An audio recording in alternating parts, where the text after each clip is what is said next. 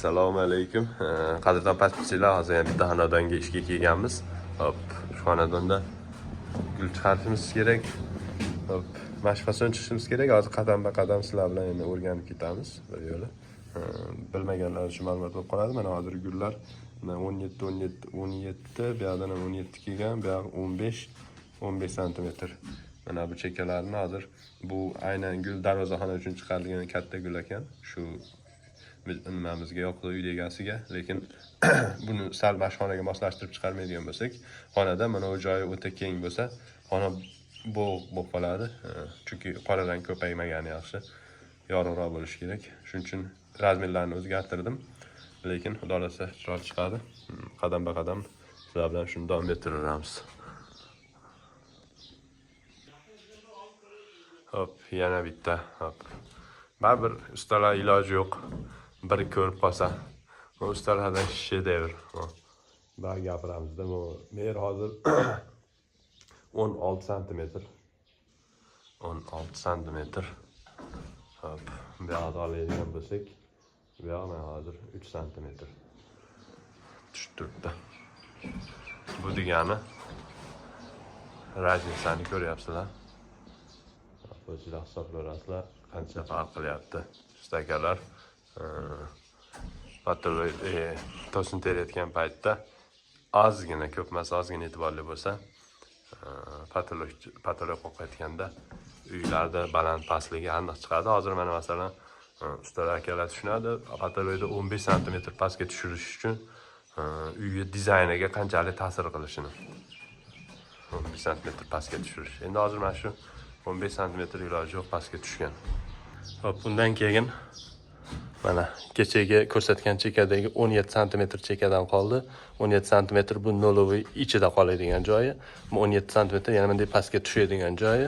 Hop, mana yerda 15 santimetrlik yana jigarrang nol nima bilan bir xil ketadigan joyi. Bu yoqqa bunday cheka tushadi bu yoqqa. Hop, 51 santimetr общий bo'lyapti. Hop, hozir mana nolni qatiryapmiz. Xudo xolasa boshladik. U yoqqa bitta kusok, bu yoqqa bitta kusok tushadigan bo'ldi. O'rtaga butun kattani yopishtirdik. Endi hozir aylantirib polni nollarni yopishtirganimizdan keyin bitta tushigan etajini nimasini boshlaymiz, karkasini boshlaymiz. Hop, kuzatishni davom ettiramiz.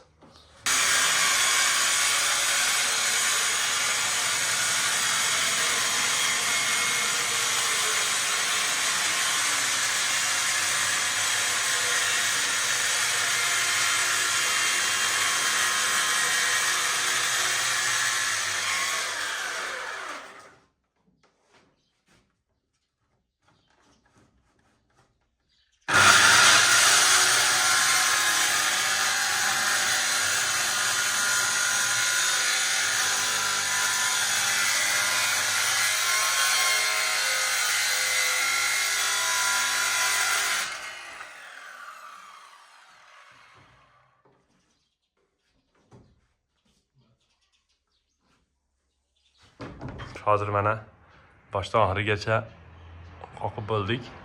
Oqini, chekalarini, bir qator hoshiyasini.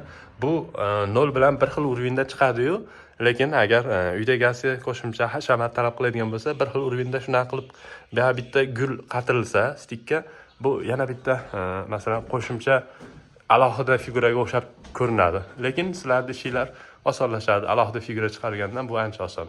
Hop, aylantirib bir qator qatirib oldik. Endi bu yerda o'rtada ochiq joyi qoladi. Mana bu joyi qovurg'ani ichi yana oq ko'rinishi uchun boshidan oxirigacha oq qatirib olamiz. Hop, bu yerda qatirib qo'ygan joyimiz mashal figurasi kiradi, xolos bu yerda oq qatirib olamiz. Bu tomonni aylantirib oxirigacha oq qatirib olamiz.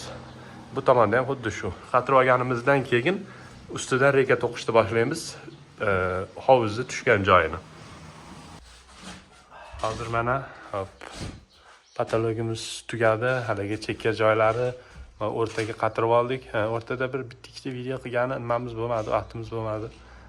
Ishni tezroq qilib tugatish kerak bo'lib qoldi. Shunga telefon ushlagan ham vaqtim bo'lmadi. Men hozir mana shu joydan yorityapman.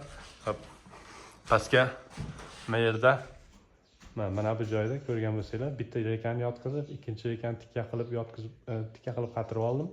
5,5 santimetr bo'ldi. 5,5 santimetr bo'ldi. Gulli qalinligi 6 santimetr. MDF o'zini nimasi bilan 6 santimetr bo'lib, bular hozir keraklik nimadagi chuqurlik 6 santimetr bo'ldi bu. Tashqari menda mana qilib hovuzlab qo'yganmiz, kichkina. Bular ichida o'zi proyektida nima tushish kerak edi, ichida kichkina chiroqchalar tushish kerak edi. Ularda uy egasi unamadi. Men xohlamayman, menga bitta katta qandil qo'yib bersanglar bo'ldi dedi. Xo'p, endi xudo xolasa yana nima bo'lganda ko'rsataman. Endi bu chekkadagi gullarni qatiramiz. Tugasin, hozir uni ham davomida, video davomida ko'rasizlar.